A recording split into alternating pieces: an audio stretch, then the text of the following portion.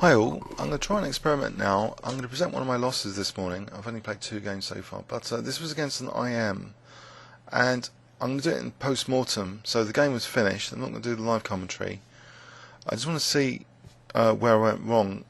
So I played as white this system with knight takes c6, which I've had generally very good results with. So I play now bishop c4 and queen f3, so very crude system, highlighting f7 at the moment.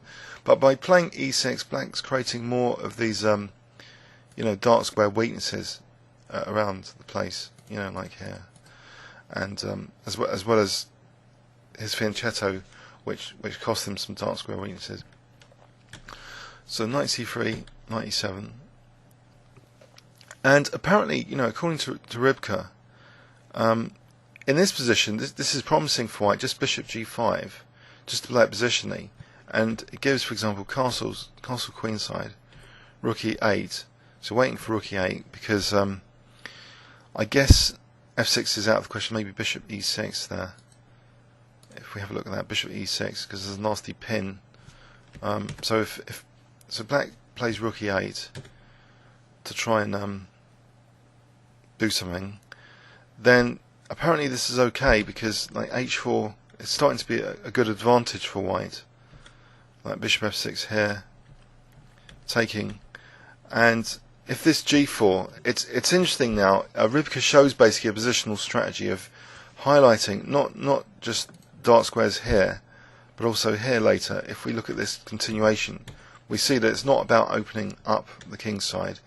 It's about highlighting all the dark squares. Look at this queen e3, knight a4 to c5, which I've used this sometimes myself as a strategy, but it's like dark square domination all over the board now, with the queen centralizing it, and this will be much better for white with f5.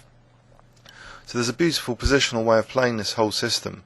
If black's going to have this pawn triangle, pawns on light squares, these dark square weaknesses. So it doesn't have to be always about peeling open the h-file. But if we go back to the game, I thought I had a very promising continuation anyway in the game. So after queen b4, I thought that was an odd move. In fact, the whole queen a5 idea might be a bit dubious in this position. Maybe just castles and queen c7. So black was like faffing around, and queen b4, I thought, what, I just, it was like provocation. I thought I'd just smash my opponent through the centre. Of course, I'm not that awake, and I was very overly optimistic. But I was also overly scared of apparent solidity here, which I think is a key point, because I rejected, in this position, what Ribka thinks is the strongest, e takes d5. And because basically, in a nutshell, after knight takes d5, I thought black was pretty solid with that knight, protected by 2 pawns. So that image of solidity was there. However, so I wanted to get rid of that knight because I thought I'd be getting rid of the defensive piece, but I'm getting rid of my very dangerous dark square piece by doing that. I played bishop e7, and after this, I thought I'd carry on, tearing the opponent to bits in the centre with knight takes d5. The problem is, black's got quite a few attacking resources now. He's got this huge bishop on this diagonal. My king's potentially vulnerable because of that b2 square, and we see now that after queen takes, because if bishop takes, rook b8, I didn't want to expose my b pawn, but I do anyway now, because I realise, I haven't got anything concrete here, not very very clear cut anyway. Apparently this would be okay for white according to rook here, but this isn't exactly convincing. So apparently the idea is rook takes and then rook d7, and white should be okay. So it should be dead equal. Maybe there's a draw opportunity. Check. Bishop e6. Rook takes g7. Apparently this is all a draw for some reason. I mean, it's getting a perpetual.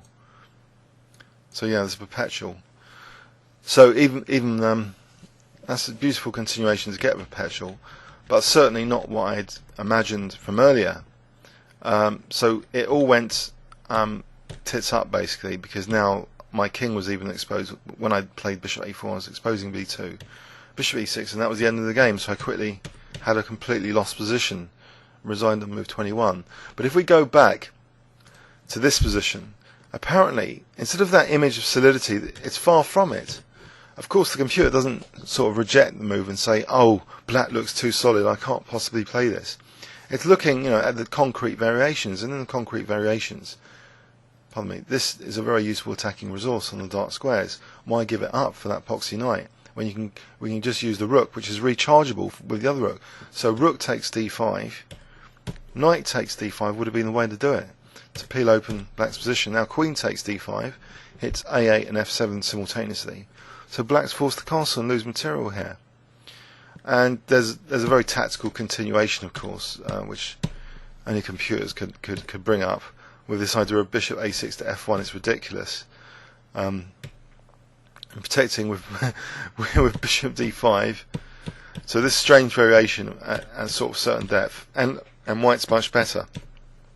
But the key learning point for me was, this perception of solidity just isn't there. This isn't a solid position for black after knight takes d5. It's less solid because of this dark square bishop being maintained. And, I know it's an early morning game, but I thought it would be fun, even for the early morning games, to see the missed opportunities more clearly, with Rybka in post-mortem. Because I think there are certain, pattern recurring defects I have in the middle game. I think everyone has. These perceptions, the threat is often stronger than the execution, or here, is it as solid as it really looks? And it's obviously not. So I thought I'd share that with you. Please leave any comments or questions on YouTube. Thanks very much.